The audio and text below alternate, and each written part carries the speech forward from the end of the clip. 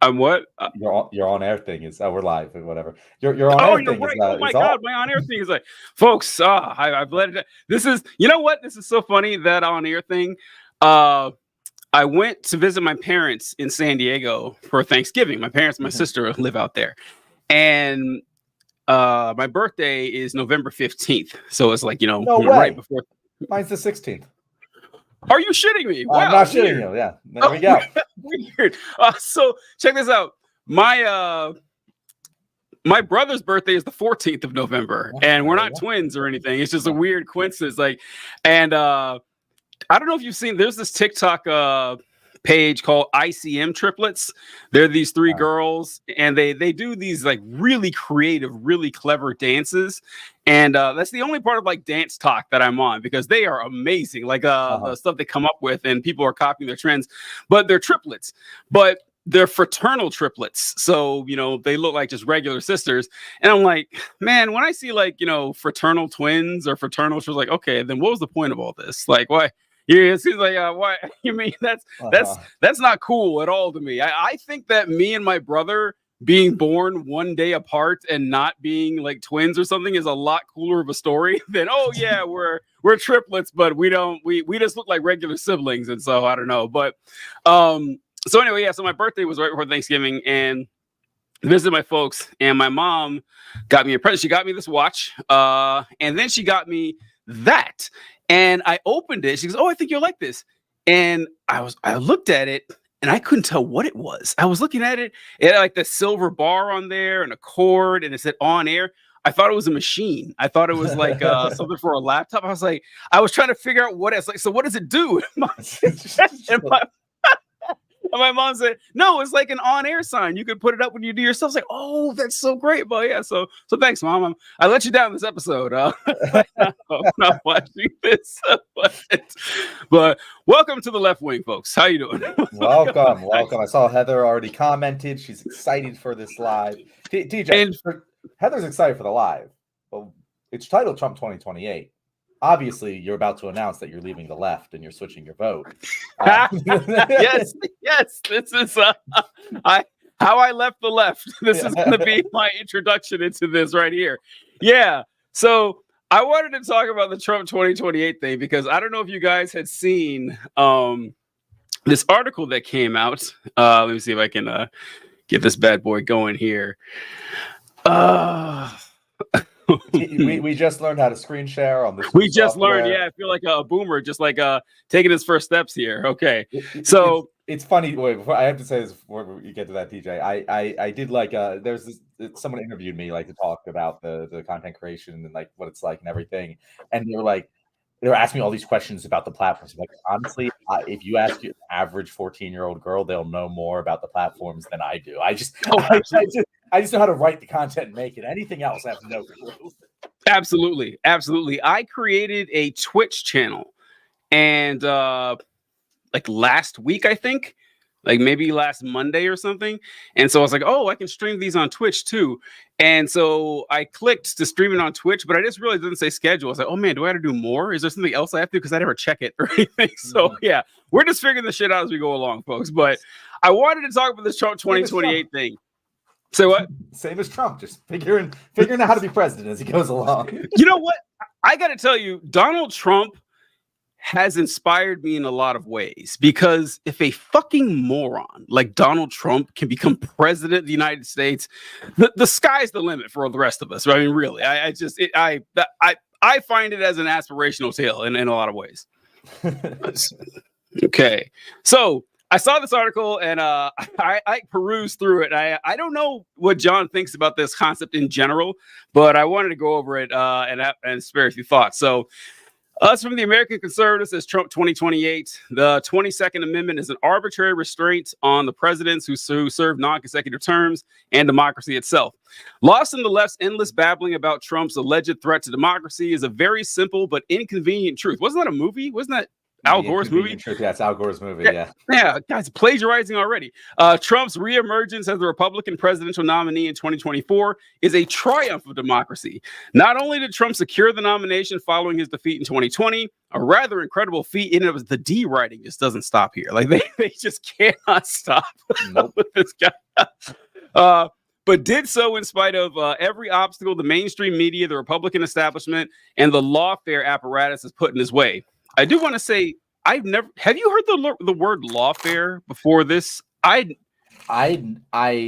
No, that's the first time I've ever, and I understand what it means immediately. So good job to whoever coined it, I guess. But yeah, I never heard it until the whole of Trump, because Trump and his team, they say it all the time. They say, "Oh, practicing lawfare." I've never heard. I don't know if it was an actual word or just something that they just came up with.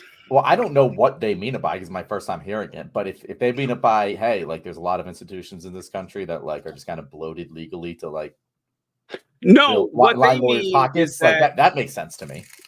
They mean that the legal system is being weaponized unfairly to punish Donald Trump. Like all these court cases are just. They were so close. They were so close to making a salient point that would actually align with conservative values, but that is not one of them. It neither is a salient point, nor does it align with conservative values. Yeah. It's so funny that they talk about the two-tiered system of justice and that Trump, for some reason, is on the bottom. And I heard some Trump reporter at a rally talking about, again, something Trump has said that, the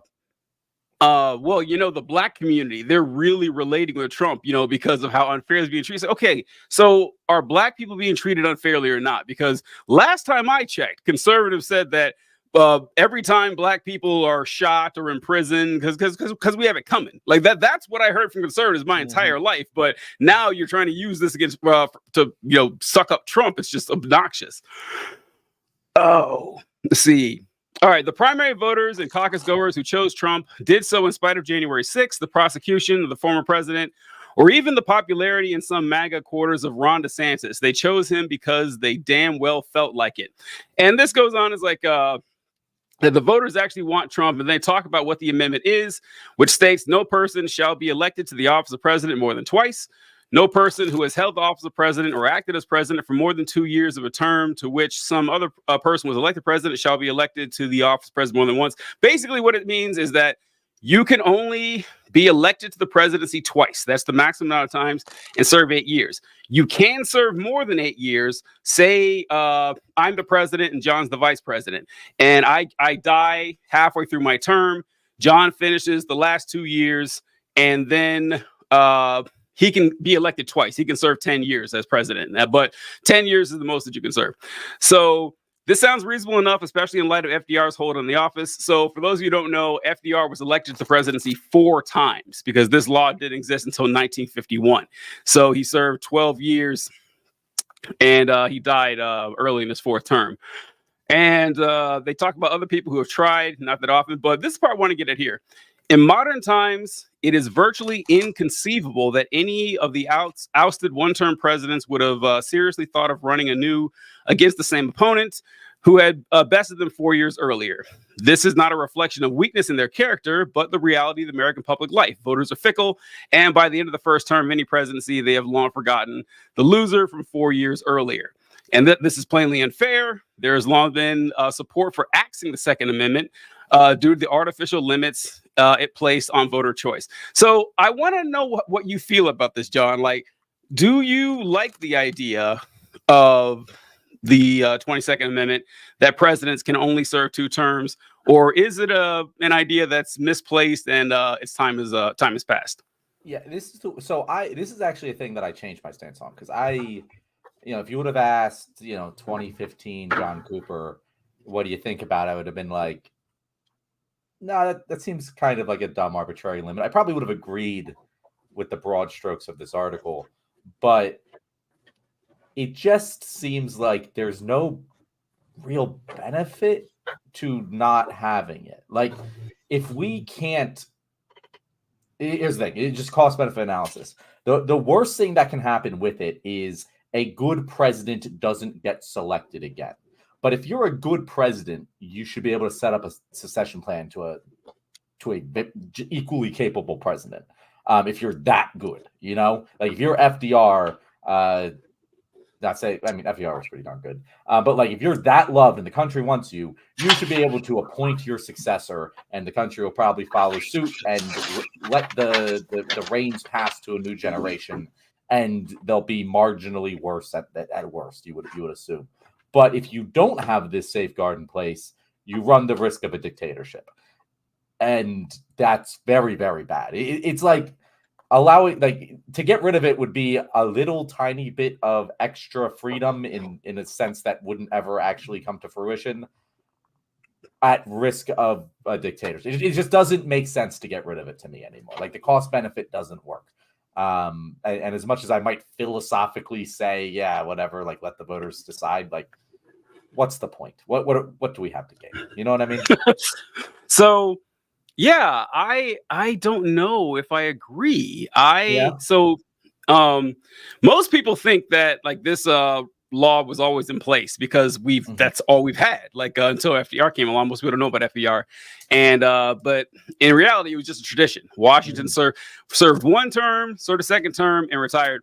And it's funny how we mythologize all this shit, because the way it's like, well, Washington, you know, he didn't want to be a dictator for life.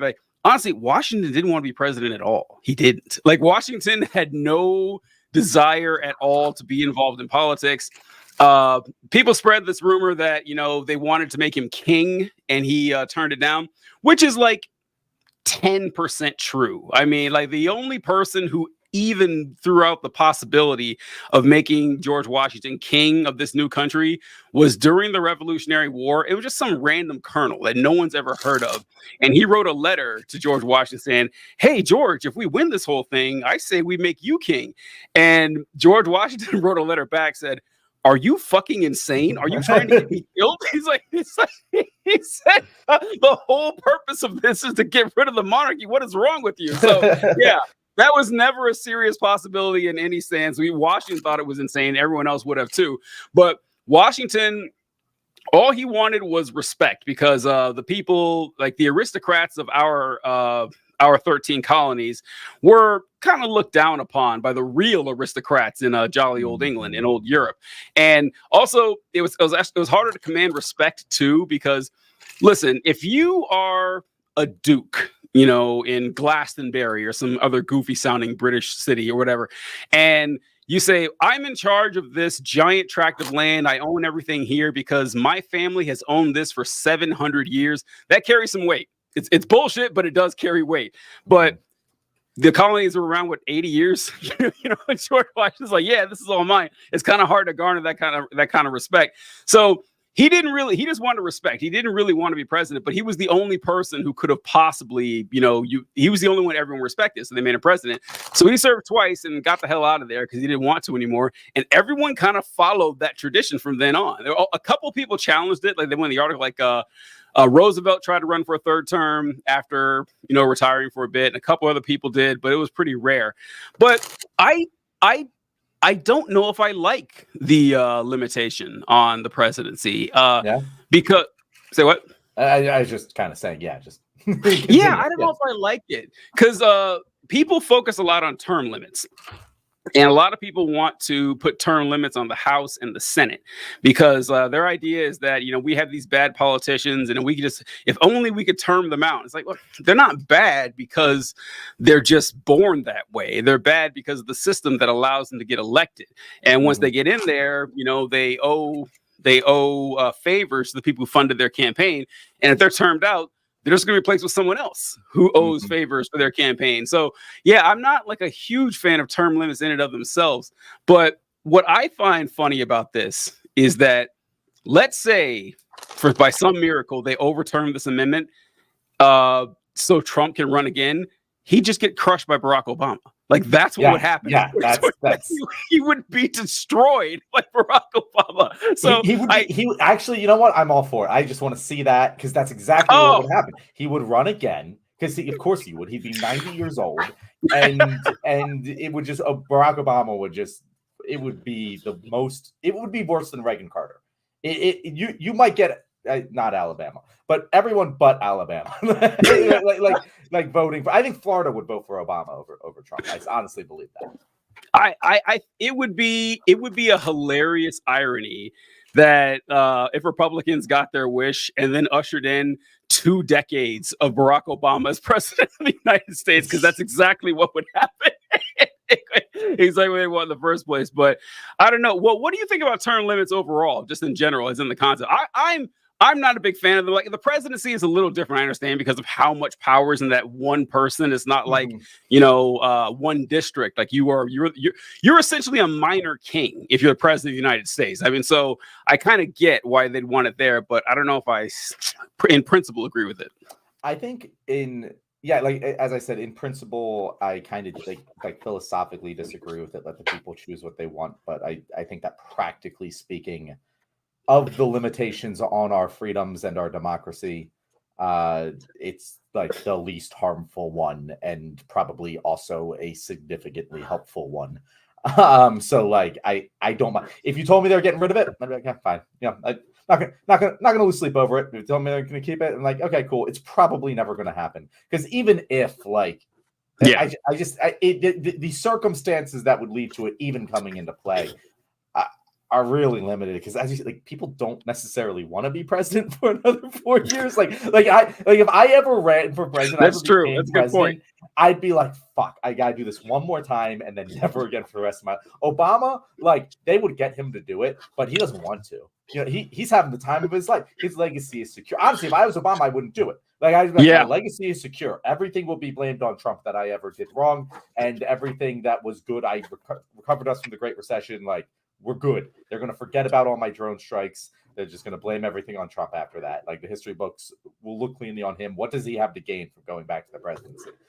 That's true. That's true. Like, the best part about, being president of the United States would be being a former president of the United States. Because best job in America, former president of the United States. Your war crimes get watched over. No one's focusing on you anymore. Like, it's. Yeah. And unless, even so, you can even really fuck it up while you're in office, like George W. Bush, and still be a relatively popular person, and everything. And people don't even, whenever you make any statement or appearance, the news vans are surrounding you and everything. When you die, the entire country is going to pay attention. It's like, God, man, like, it sounds like a pretty good gig, I got to say.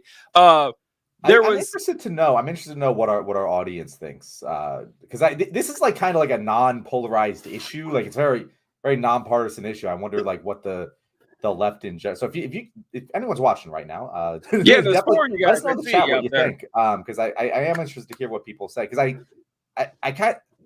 agree with you. I agree with you on the congressional thing. It wouldn't change anything.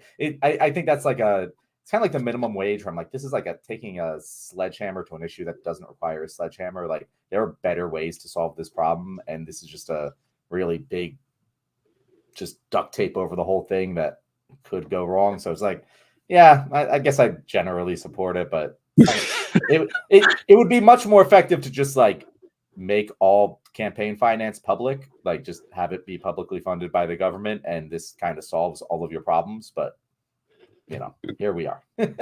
Yeah. Those of you watching, I see you. There's 4 of you out there. Comment. Are you pro or we are pressuring you to comment right now? Yeah, let's do it. This is the first time we want to know. We're doing some democracy here. But algorithm.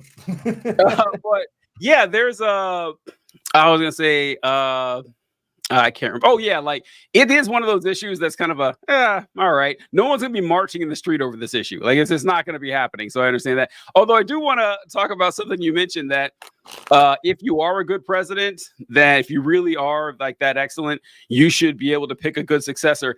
I found throughout history that's where most great leaders really fuck it up. Like, they really drop the ball when it comes to picking a competent successor. This is something I always say about Julius Caesar. You guys didn't think we'd bring up Julius Caesar. This is a straight issue. But Julius Caesar just knocked it out of the park, where a lot of great leaders fuck up in picking a competent successor. And it's so wild in Caesar's case, because Caesar's successor was 19 years old. Like, he picked his 19-year-old nephew Octavian. And it's insane to think about that Julius Caesar was like in his 50s or something, and he spent a summer with his 14-year-old nephew who was about to go to college, because college started earlier back then apparently, and he walked away from that meeting and he's like, this kid is a fucking genius. Like when I'm gone, hopefully it won't be 5 years from now, but whenever I'm gone, I'm leaving all this to him because he seems pretty competent, and he did. And so Octavian was granted all of Caesar, his name, his power, his authority, his money, and his money was actually kept away from him. Mark Antony tried to keep the money, but what Caesar wanted to do was, when he died, to take a giant chunk of his will and just give it away to the poor people in Rome. And Mark Antony thought that was insane. He's like, why would you just give away money? And he's like, that's crazy. What are you giving money away to these to these poor people? And Octavian really fought for it. And it was tied up in court. And so Octavian just borrowed a shitload of money from the bank and gave it away to the poor people, who kind of appreciated that. And, he won their support and loyalty, and became a competent politician and administrator and general. I mean, he was a general, but he wasn't out there doing that shit. He was a pampered, aristocrat and that shit, and ended up becoming emperor of Rome for like 60 years or something. Like, it's insane how well Julius Caesar did that. But that's the exception, not the rule. I find like most times in history that, being a great leader doesn't mean that you can spot a great leader whenever you look at one. That is a fair point, and I guess what I'm saying, well, I think that's an unfair comparison to look at historical, because historically the next leader 90% of the time was just your son. Your relative, yeah. and so, like, you were out being king. He was growing up a rich fucking like prince. He's probably going to be a bad leader. Like that's probably, he's not going to be a man of the people. Like, it's, and so, like, yeah, that probably didn't. It probably wasn't the most successful strategy. But like, if you're selecting from everyone, and you are, and I'm assuming again, you're a good leader by like our definition of the word here. And like, you are actively helping the people of the country, that is going to be a higher priority for the president of the United States than it was for the an emperor in ancient times. So I think it's a little bit of unfair comparison, but I get what you're saying. Just because you're a good leader doesn't mean you're going to be good at selecting the next one. But it's also kind of a crapshoot. It still is. I guess you're right. I don't. Maybe you've convinced me. Maybe I'm keeping the amendment. I mean, I don't know. Who gives a shit? It's never going to happen. It's never going to happen. Like a plausible thing in reality. It's like, what if we all grew wings tomorrow morning? What would we do? Yeah, no, shit like that. It is funny though that throughout most of human history, that the job of king, when the king died, went to the king's shithead, spoiled brat kid. That's insane. Like, that is, because I don't know if I talked on the show once about the aristocracy, and like the aristocracy of like medieval Europe. So aristocracy, I think, is like, it directly translates to rule by the excellent, I think is what it translates to. And so these guys, like the first guy who became the lord or whatever, actually had to go out and pick up a sword and ride a horse and go into combat and inspire his friends to help him out. He actually had to put in a lot of work. Now, once he was dead, his son or brother or nephew, there's no guarantee that guy is inspiring or competent at all. And they just kept the shit up. They kept it going. It's like, yeah, this guy who never worked a day in his life and doesn't have any idea what it's like to struggle for anything, he's a good person to be in charge of all of us. It's kind of wild. TJ, I used to, like, growing up, like, and honestly, until like I entered like adult life, I used to think that was crazy. I was like, how could people be so dumb to actually believe that because they fundamentally believe it. Like, the aristocracy, they are born better. They are better equipped to handle these things. This family has handled this for generations. Why would we have this peasant farmer lead us when we have this prince who's been raised from whatever, And I always thought that was dumb. And then I entered adult life and realized we're not all that much fucking different.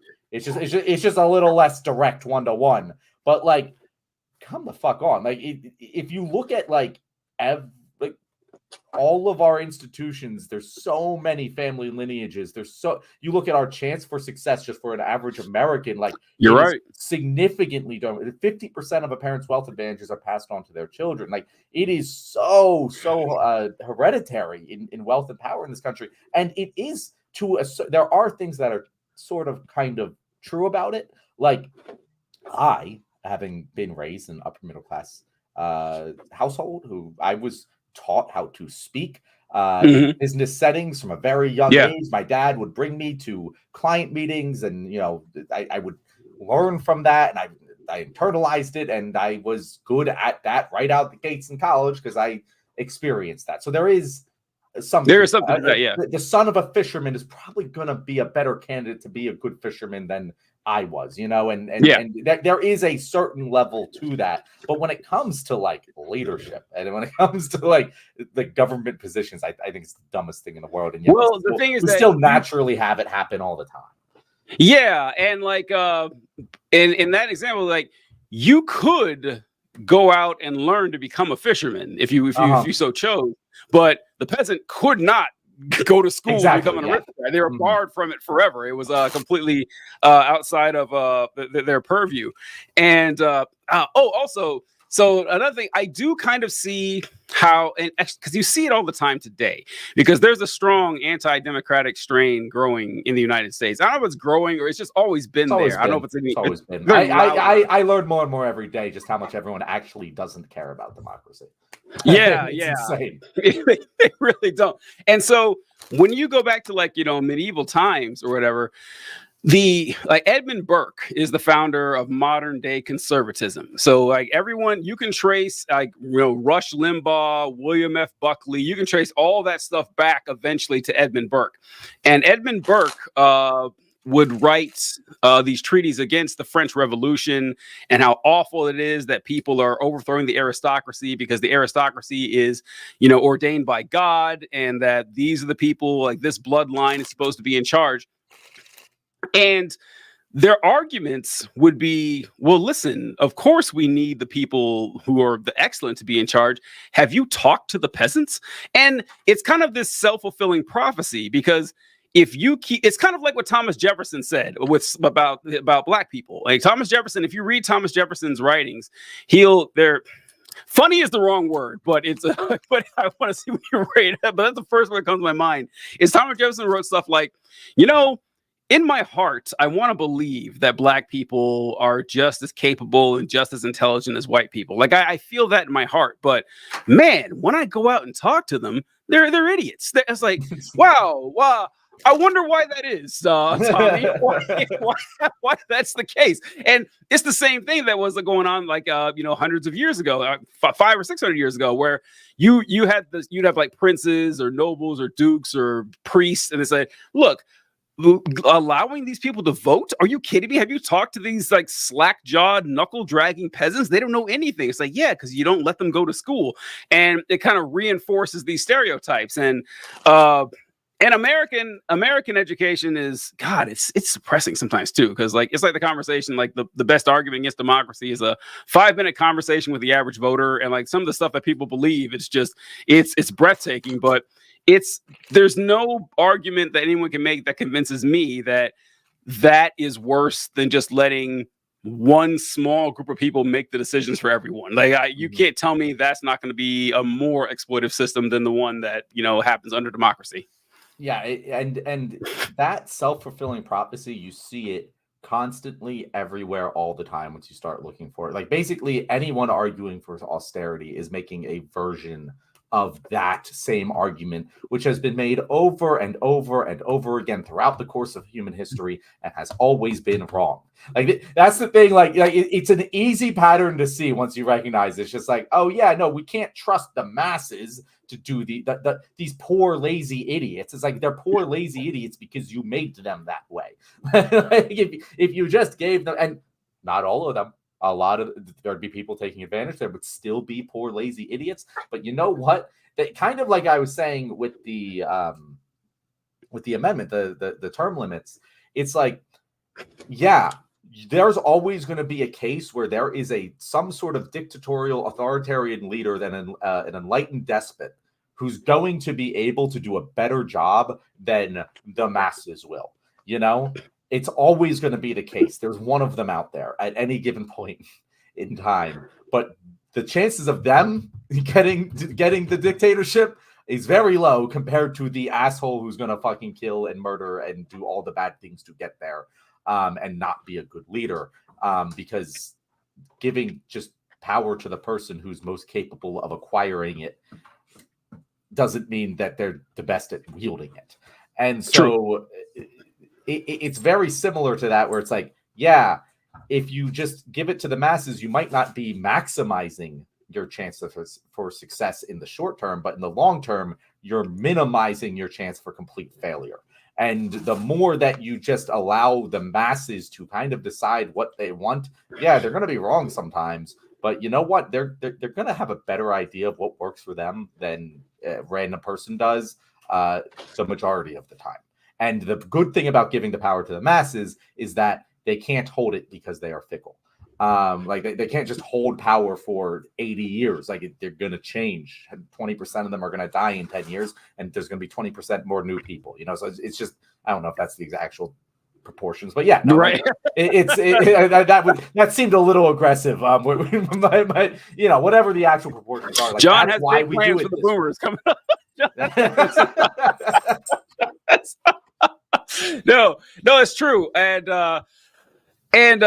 it's. I hate when they use. I know you've heard this, John. I know you've heard this when people try to shit talk democracy. When they say something like democracy is, you know, 3 wolves and 2 sheep voting on what to have for dinner and shit like that. Have you heard people say something like that? Where it's like, which is dumb for a million reasons, and I don't know how they can't understand that. A tyranny is the best example of tyranny is a tyrant, one person who's controlling everything, and then with democracy you have, you know, the group controlling everything. Which side are you closer to when you're saying the minority should get to make the rules? You're on the tyranny side. I mean, then there's no getting around that. But they just think that the right people should be the one doing this, and that goes down a bunch of other rabbit holes too. Go ahead. No, I was just going to say that like the same people. It's always funny because the same people who say that the sheep and wolf quote are also the same people who want like libertarianism. Like it tends to be a lot of times the same thing, and it's like, who do you think? Like, I would much rather have 3 wolves and 2 sheep voting for who and all you have to do is put in institutional safety guardrails to say, okay, we can't have sheep for dinner. We know that if we allow that to happen, they might vote for the sheep. So you just don't vote for the sheep. And then the same people who make that argument go, oh, well, we don't want government restrictions on what we can do. Yeah. And it's like, well, bro, like you can only have one or the other, because if you just if it isn't democracy where you have guardrails, it'll just be the sheep eating the fucking wolves. Exactly. That's just what's gonna happen, or other way around. You know, and that's so true, because they want like this faux democracy when it comes to economics. Mm-hmm. Then they're all in favor of it. It's like, because instead of like, so in democracy, you know, you vote with your vote. But in capitalism, you vote with your dollar, and if you have more dollars, you have more votes, and they're perfectly fine with that. Like that doesn't seem to be a flaw in their system whatsoever. But it's also weird too that they seem to be more okay with democracy at like local levels, and they or even state sometimes, as if there's a difference, as if, you know. Well, we're voting on a national leader like the president, so it should be democratic. But no, we can't make it democratic. But so we need electoral college. We don't need an electoral college for the state, which would be a perfect analog. But no, that's fine. That popular vote is fine in every election other than the presidential one, which doesn't make sense. And what I like to point out, because they always like to say, this isn't a democracy; it's a constitutional republic. It's like, all right, here you go. If we voted for the president with just a Democratic vote, we would still be a constitutional republic. Like republic means you have a representative. Like, we're voting for representative. Like, these are not mutually exclusive ideas. They're just idiots. They're just dumbass idiots. I don't get it. to specifically speak to first your broader point of the big that point they make about like, oh, works on a local level but not a national one would maybe make sense if there was some rhyme or reason to what the states are, but there isn't. They're arbitrary lines. Oftentimes, like there's no cultural similarity. The people in Philadelphia are far more similar to the people in South Jersey than to the people in the middle of Pennsylvania. But like that, like culturally, like ideologically, like that would maybe make sense. I could see like drawing that line there and being like local, we're similar-minded people, but. No, it doesn't make it. The people who live in New York City way more similar to me than the people who live in Harrisburg.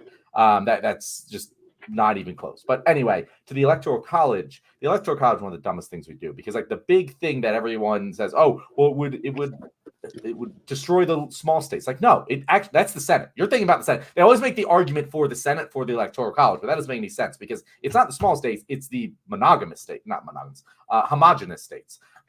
Where like Alabama is it's the monogamous. It's the states that are fucking other people. No, it's like Alabama gets screwed by the Electoral College too, because it's going to go red. Like, it doesn't matter. It's going to go red. They don't have to campaign there. It doesn't matter that it's a small state. They're not going to campaign there. They're going to campaign in Wisconsin. They're going to campaign in Georgia. Even Georgia has become like those. That's what it gives disproportional power to states that are contested, and that doesn't necessarily make any fucking sense. It doesn't, like, for the arguments that they make. But so many times with the Electoral College, we know why it was put in place. We know factually, we have the historical records. It was put in place to stop the idiot masses from voting. They wrote about this. We know the reasoning for its institution. It was being created, and somehow that explanation has morphed over time to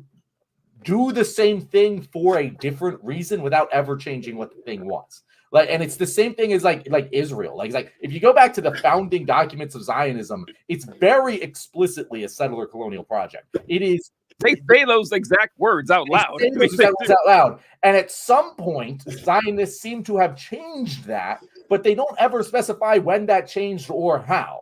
Like even though it's the same exact thing, somehow now it's no longer a settler colonial project, but back then it was. Somehow the Electoral College was a racist fucking system meant to disadvantage the poor and the masses when it was instituted. But even though it hasn't changed, it's now a thing to protect the masses. Yeah.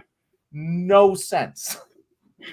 None whatsoever. It is frustrating that they do use these arguments, because they say this all the time, because they always say, well, it wouldn't be fair to have like states with like all those big cities running everything. It's like, look, it's just like John said, that 50 states don't matter in the Electoral College. Like 6 to 8 states maybe matter in a cycling rotation of 6 to 8 states. Like now it's probably like 5, that really matter in this upcoming election. If you live in California, if you live in Utah, you are not, the presidents don't give a fuck about your vote. They don't. They know what states are going to go where. And so like you're crippling democracy even more. And they act, and the funny is they act like they're benefiting from it. Like, well, the Republicans are benefiting from it, but by that rationale, they're not benefiting on a personal level. And it's just, I don't know. There's just this fetish for, well, the founding fathers said we have to do this. And you're so right, John, with how this was all set in place to keep the ignorant masses from gaining too much power, which once again, the founders were not shy about this. Alexander Hamilton called the people a great beast. He's like, you cannot trust their passions and their wills. It wasn't until like 1913 that we could directly elect our own senators. It used to be you could elect your congressman, but the senators were elected by the state legislature. Like there were a lot of checks in place against direct democracy. And the presidency, like the Electoral College, is one of the last vestiges of that. But this idea that the founders set up the Constitution so like the common man could have a say, it's remarkable propaganda. It's remarkable because a lot of people really do believe it. And it's so easily verifiably false. Like that's the thing that just pisses me off. It's just so verifiably false. But go ahead. No, it's verifiably false, but it's not as good of a story. That's the problem. Because so I'll give you an example. You ever seen The Patriot, the Mel Gibson movie, The Patriot? Movie. Fantastic. I movie. love it. I love that movie. It's so historically inaccurate, but it is such a good movie. Dog shit. Like it's like let's make Braveheart, but not quite as good, but also America. Fuck yeah. Good. Like yes. That's basically what the movie is. Oh man. You got this Southern plantation owner is like, oh well, actually, I pay these slaves and they work here by their own volition. And I was like, oh, get the fuck out of here. Some shit like that. It's like I can't believe I'm just making this is just a total movie comparison. It's nothing to do with politics, but the Patriot is to Braveheart what Scarface is to The Godfather. And I think that might be one of the most accurate statements I've ever made on this show. It's slightly dumbed down, much more emphatically emotional. It's much more for the masses. But kind of doing the same things, the same broad strokes, the same themes, same kind of general aesthetic, but a little more dumbed down, and that doesn't make it worse. I want to be very clear. It does not make it worse. I enjoy all four of those movies kind of evenly, but there is a distinct difference, and they do the same thing. That's true. See, I was thinking you were talking about historicity. I was like, wait a minute, but you're right. I'm making this is a cinematic argument. It has nothing to do with gotcha. Yeah, that's a really good comparison. I really do like that because, Godfather is great for 1,000 reasons, but it's a serious movie. Yeah, and Scarface is a video game, basically. It's and that's a good point. And The Patriot, it has its serious moments, like his son dying. Well, his son's dying. It was always movie and everything. But it's more of a popcorny feel than Braveheart. You walk away heavier from Braveheart than you do from the Patriot. You're like, America, fuck yeah, you feel that way and everything. This is also unrelated. We're doing movies. We're changing our whole platform, folks. We're no longer a political channel. It's a film talk channel. It was an inability. We talk about The Boys too much. I know, right? It might be working now. There's 6 people, so hey, what's going on? There we go. Let us know what movies, shows you want us to talk about. Come on, that's an easy question, folks. Everyone has a favorite movie. Way more marketable. We can actually make money off of that shit. You're right. Yeah, why are we doing controversial shit with politics and everything? But I remember watching The Passion of Christ at so 2 times I've had this feeling. I watched The Passion of Christ at a theater, and I watched $1 Million Baby in a theater. Okay. And those are the 2 examples I can think of is when a movie ended and no one said a word. Everyone kind of just walked out all somber. Oh, yeah. And I had the thought, okay, that was a good film. I'm never going to watch it again. I had that thought for watching both of those. That's exactly it. And put Midsommar was another one just like that, where I was like, that was good, emotionally impactful. Everyone was dead silent, and I'm never going to watch it again. So I didn't watch Midsommar in theaters. I watched it at home. Because I liked it, but I didn't like it as much as Hereditary. I don't know if you saw Hereditary. I have the exact same thought. Hereditary is one of my favorite movies of all time, and Hereditary is a good movie, but it doesn't. It does not quite that level. Hereditary hits just so hard, man. It's just so hard. Honestly, I think that Hereditary did something that very few films have the balls to do, which is to kill a child main character, which is very ballsy to do, even in a horror film and fashion. In the manner in which she died is like, oh god, that was one of the best scenes I've ever witnessed is when her brother drives home and he's in such shock that he just parks the car, leaves the body in the car, and he just had this shot of the house, and it goes time lapse overnight.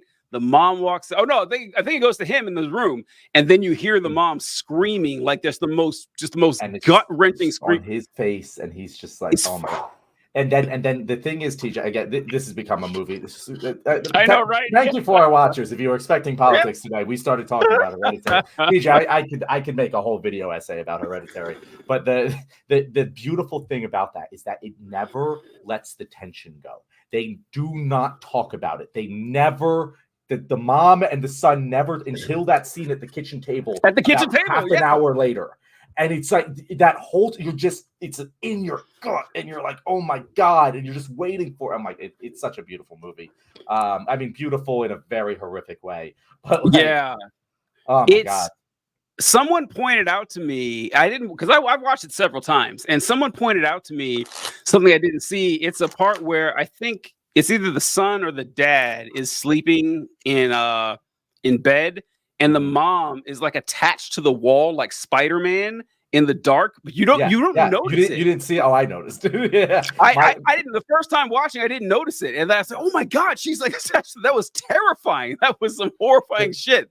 The dream sequence where she like lights herself on fire, and like and like I remember like the morning after. This is how impactful that movie. The morning after watching that movie, I'm in the shower, and like I'm just like water in my hair, and I just could not get the image of her drenched in gasoline out. I had to open the shower curtain because I was feeling claustrophobic, and I was like, I can't have this. I need to be able to view all the corners of this room right now. I can't do it. The morning after, bright daylight.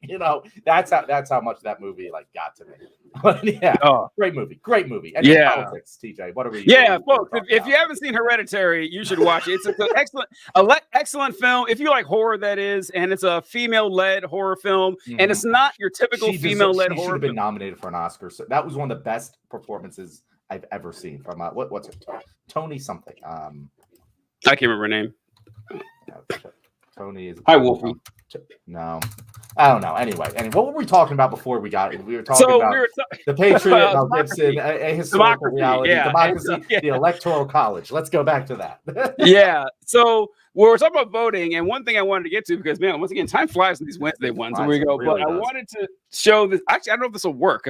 If screen sharing will play like sound, but we'll find out. Yeah, we'll find out together here. But I ran across this interview of a guy named Pastor Joel Webbon. And the title of the video is Pastor Joel Webbon makes a compelling case for Christian nationalism. And spoiler alert, not terribly compelling. It's as dumb as you think it is. But there's a section in here where he talks about, the interviewer asked him, in your Christian nationalist worldview, should women have the right to vote? And so let me see if I can get this going here. I'm excited to watch this, TJ. I haven't seen this for our audience.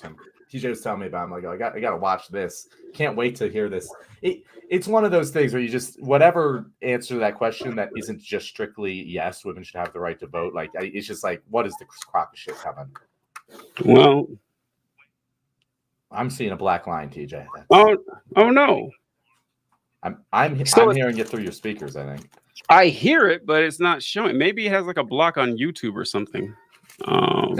That could be a thing. I don't know. We should look. Let me see. I'll find out.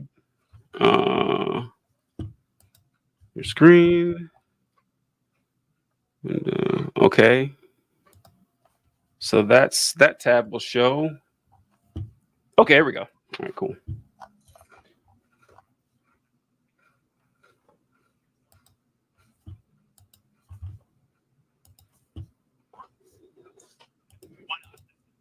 I am not getting the sound. You're not getting the sound? Okay, well, never mind. I'm hearing like a muffle, like I'm hearing it as if it's like in another room underwater. Oh, weird. Okay, all right. Well, what are you never mind, TJ? So, all right. We'll figure this out ahead of time next time, folks. Yeah, I know. It's we're in the beta testing phase of this. Trying to figure this shit out. But basically, he says that he doesn't believe women should have the right to vote, and that he says, well, why not? He says, because if we lived in a Christian nationalist society and women had the right to vote, in 50 years, we would no longer have a Christian society. And he said, because God ordained men to be head of the households, and that women are supposed to, raising the family and everything like that. And that if we've seen that women vote with their emotions, and we can see this, that he brings up the stat that if women weren't allowed to vote, we would have not had a Democratic president in the last 50 years. And he also argues that he makes this incredibly specious argument talking about how, well, I'm represented by my representatives in my county in Texas. And so the woman is just represented by the man. It's the same thing, really. We're all represented by someone else. No one gets a direct say in everything that we do. And this guy, I mean, it's just mask off, going on and on and on about how the fact that he says that the women's suffrage movement was a liberal attack on the nuclear family, and that, you know, they've just been trying to separate families this entire time. And he makes a really funny comparison, saying that we've broken down society to the atomic level of the individual when it should be the molecular level of the family, and which is hilarious to me because the people who wrote the Bible had no clue what atoms or molecules were. So I don't know, like that was just a strange example to kind of use there. But basically, it's all things that, you know. One thing he says is really good. He says that. So since we all have representatives, you know, we have, you know, councilmen and mayors and congressmen and stuff, since everyone is represented, why not allow women and children, because they're the same, why not allow women and children to be represented by a man who loves them and cares for them and would die for them, is what he actually says. It's like, okay, but what the fuck, man? It's just... I also was this question. I'm not expecting logical consistency from this guy, but I am interested to know what his answer was. Was it asked or addressed? What about single women? No, as far as I didn't see. It's like an hour. It's a 40-minute interview, so I didn't see the entire thing. But because I posted this on TikTok. Power's taken, not given on TikTok, by the way. You guys want to check it out? But I posted it, and a lot of people asked that. And what most people guessed is what I would imagine is that, one, you wouldn't be allowed to be a single woman. Like he probably wants to go back to the times where, all right, you're 14, let's find you someone to marry and get you out of here. Yeah. And if you're a widower or something, then now you're the property or the responsibility of your father or closest male relative. That would be my guess of what he's going for here. But women, and he makes a big point. He's like, I'm not saying women shouldn't have a say in society, but then goes on to explain why women shouldn't. It's like their power is influence, not necessarily action. It's it was awful. I'll send you the clip. It's pretty incredible. You know, it's easy to dunk on Christian nationalists and this guy, but I do feel like there is a strong through line between the logic that is being used there and a lot of like logic from like liberal centrists, because what he's essentially doing is using the end goal to justify getting rid of equality, right? He's going, okay, well, if we allow women, if we didn't let women vote, we wouldn't have Democrats as president. If we allowed women to vote, we wouldn't have a Christian nationalist state. And having a Christian nationalist state is obviously the best thing that we should do, so we can't allow women to vote. Now, I, as someone who puts equality of people as the first and foremost principle that we need to maintain over everything else, hear that and go, well, that seems like a great reason not to have a Christian national state. Right, exactly. And most people hear that and view the same thing. But I feel like so many times when I hear things from, you know, centrist, they don't actually have a non-circular justification for what they're saying. Like, for example, the what we're just talking about, the Electoral College. You know, it's just like, oh, well, we have to do it this way because of X, Y, and Z. And it's like, well, but if you held equality of every single person as your highest principle, you would never set it up this way. It would never, ever, ever be set up if that was your guiding principle. And there's so many, like, the capitalism in general. Like, you just would never have a capitalist society if your most important, highest principle was equality of human beings. And of course, you'll get the argument of, oh, well, we don't want equality of outcome, we want equality of opportunity. It's like, yeah, but you can't have equality of opportunity under a capitalist system. It's physically impossible. Yes. So, like, if you want that, I'll agree with you. I don't want equality of outcomes either, because that wouldn't make any sense. You would actually have to somehow stop equality of opportunity from actually happening to have that. But like, it's the same justification, but like that's the extreme version. But there's so many arguments made across the political spectrum that put equality of human beings to the back seat while saying, but I believe in equality, and it just doesn't make sense. Yeah, and also I would say that equality of opportunity is necessarily dependent on at least some equality of outcomes. Like, if we're going to have equality of opportunity, everyone should, you know, have a decent education to compete in the market. Well, to guarantee that, we need public schools. I mean, like, there's just there are some. It depends where opportunity stops and Yes. outcome begins. You know, like, and for them, it's always like, oh, when you're an adult, that's when outcome happens. Like, fuck no, you know that's not how this works. Like, it's too late by then. Like, it's too late. Like, you're fucked now. Like, you're you.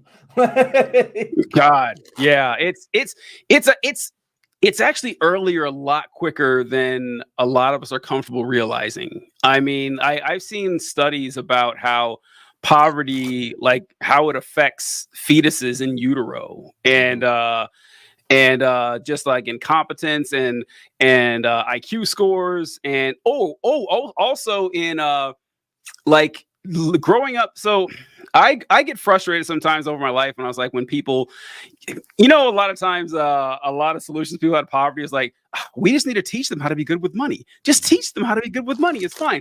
And it's easy for someone who grew up with not even being rich, but just like with some money, where you weren't starving, where you weren't afraid that you wouldn't have enough, your parents weren't able to afford the rent or feed you, and that then those conversations happen, like, okay, well, we can't do this because we need this. If you grow up destitute and you get your hands on any money, you don't know, you don't have the confidence that you will get some. It fucks with you a whole lot. And also, like, the way that your parents raise you, whether they're, you know, rich or poor or otherwise. Like, so in the ancient times, I used to teach, and I remember going to parent-teacher conferences. I thought you were actually going to talk about the ancient times, and he was like, they might as well be. Well, I taught Octavius. That was. Why do you think he was so good at his job? No, but by ancient time, I'm talking like this is like 2004, 5, somewhere around there.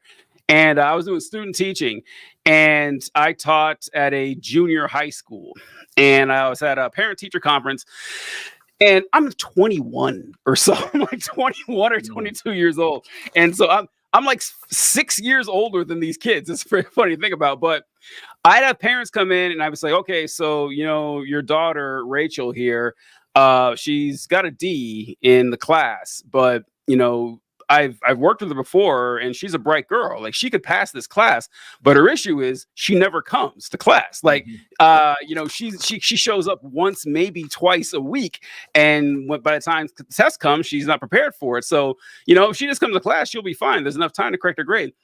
And this happened several times, several, not once, not twice, several times. I had these adults twice my age, and they would look me dead in the eye, and they say, yeah, you know, I tell her to go to class, and she just doesn't do it. Like, what should I do? How can I make her go to class?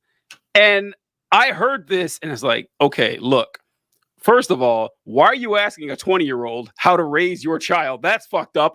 I'd be embarrassed to ask that question. Second, I actually do have an answer for you. It's too fucking late. If your kid is 15 years old and they don't listen to anything you say, that's not going to change. It's not. Yeah. That the time to set that was 10 years ago when you set up, you know, the relationship between you and your child. Is like, look, you know, you're a human being, you should respect, but I am the boss here. You are not running this show, because if you do let them run the show, that's what's going to happen. So if you are given a bad deck of cards with your parents, that fucks you up too. So yeah, like this idea that, oh yeah, everyone's equal.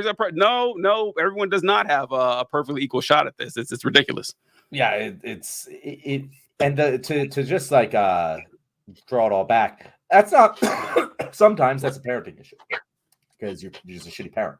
But sometimes that's a societal issue. Like, your parent had to fucking work 2 jobs, put food on you're a single mother and wasn't around to raise you. And like there's so many studies on like kids that like schools that have, you know, pretty wide income variance, and you look at the test scores, and you'll see that the poor kids and the rich kids, they perform about even or much closer to even towards the end of the school year. But the difference is that when rich kids enter the school year, they are so much farther ahead than the poor kids because their parents had time to sit there and educate them over the summer, sit down and read with them, do whatever, and they are way more prepared to enter that grade. So while the poor kids are playing catch up all year, the rich kids have the opportunity to grow more, and that is exactly what happens on a societal level all the freaking time. Before we wrap the show, do you know blocking? And his question that I have no idea what it's a reference to. My God, I didn't even see that. He said, "Hi, what are your thoughts on the 16th Volfreak?" And I don't know what the 16th Volfreak is. Yeah. Now I have to look at what the 16th. I don't even know. I'm very worried about what this is going to be. Or whatever. It's really like share that. I knew you were wearing a Pokemon shirt, and that seemed like a thing. I have no clue. No, it's not even Google searching. I'm getting Tennessee Sweet 16. I don't know. But okay, well, I don't have any thoughts on the 16th. Yeah, sorry. But that should transition us nicely. TJ, what are we talking about tomorrow? Oh, yeah. So tomorrow, what are we going to talk about? That's a good question. So I was thinking there was some issue with I forgot. I should have written it down, but it was something about a trans issue I'd run across. But I don't know. I hadn't really. Let's talk about a trans issue for a while. So I think like top of the list, obvious one is the World Central Kitchen strike. Oh my God! Yes, yes. That's I have a lot of like things. I have so that's an obvious. Did you see Biden's tweet about that? I saved it because that's right. That's I saw the official statement. What was his tweet? Oh yeah, the official statement. Yeah, I saw the official statement on a tweet or something. Okay, yeah. There's the classic passive voice that is like, I feel devastated for the people killed. It was like, okay, by whom? By yeah. Whom? It's like yeah. Well, maybe whatever. I have plenty of thought. We'll get into that later. And Kiki, I know, is a huge a lot of her content is now pro Palestine. She kind of transitioned from like straight up being like a female, like a women's politics influencer to a straight up pro Palestine. It's all Palestine all the time now. It's we should definitely do that. We should probably also talk about the bombing of the Iran. Was it a consulate? It was something where they killed a general. Yeah, it was a Syrian. Or is it I mix it up. It's like a Syrian leader was killed in an Iranian consulate, or an Iranian leader killed a Syrian consulate. I can't remember which one it is. We should talk about those two Israeli topics. If you can think of what I haven't talked about trans rights in a while because I feel like I had one, but I can't remember what it was. Oh, I think it was a goofy one. I like the goofy ones. The close. It was a closeout one. It was a Charlie Kirk speech he did, and basically it was urging Republicans to go all in on the trans stuff more. Or I think it was an appeal to Trump or something like that. I think it was something like that. But which is very funny because that's what they did 2 years ago, and it completely fell apart.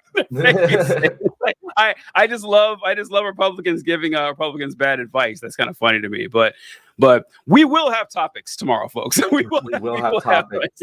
So we'll do those too. We'll do if we're just chatting about things. I wanted to do maybe because there's the Florida abortion Supreme Court ruling, and essentially like Democrats are kind of like low key pushing to they're happy that like this is getting on the ballot because they want to turn Florida purple, and so like I kind of want to have a conversation about that and like, is Florida turnable? I don't know. Should we devote resources to turning Florida in an election against Trump? Probably not, but I wouldn't. Yeah. If we had Obama on the ballot, then yeah, but not maybe not so. Biden. And then I was legit excited to hear about the reference from Ancient Times. I don't even remember what I said about that. What is Ancient Times? That was you're teaching in Ancient Times. Yeah, she was like, I was excited to hear an actual reference. Yeah, watch The Patriot, you'll get it. And then there was the Hillary went on fucking. Oh my God, that'd be a great one. That's a great one. On Hillary for half an hour. It's like. The Hillary thing, why? They don't learn. I don't understand it at all. Because look, I'm not saying that you have to lie to people. You don't have to go out there and say, yeah, third-party candidates have a chance. They don't. You don't have to say that. All you have to do is say, Well, that's unfortunate that so many people are not, excited about supporting our party. We should do something to try to change that. Like, it's gracious, it's exciting. It may not gain you any votes saying that, but you won't lose any, and you could definitely lose some. Like the fucking geriatric goddamn gargoyle. Incredible. Like, oh my God. We'll talk about it. So we should save it. We'll save it for tomorrow. We'll do the two Israels. We'll do Hillary Clinton. We'll do Florida. Those will be our 4 topics. I like it. If you think of what the trans thing is, just send it over to me. Yeah, I can't believe I lost it. I didn't write it down. I was so excited about that women's suffrage guy that I forgot to do it in the video. Wouldn't even work. And we'll figure it out for later, folks. But we got Kiki May on I think that's her screen name. Last I checked, because she has a second account now, so it might be different. We have Kiki May and Gigi Fallacy. So we have Kiki and Gigi, and can't wait to be joined by them. They'll be fantastic. And we'll see you guys tomorrow. See you tomorrow, folks.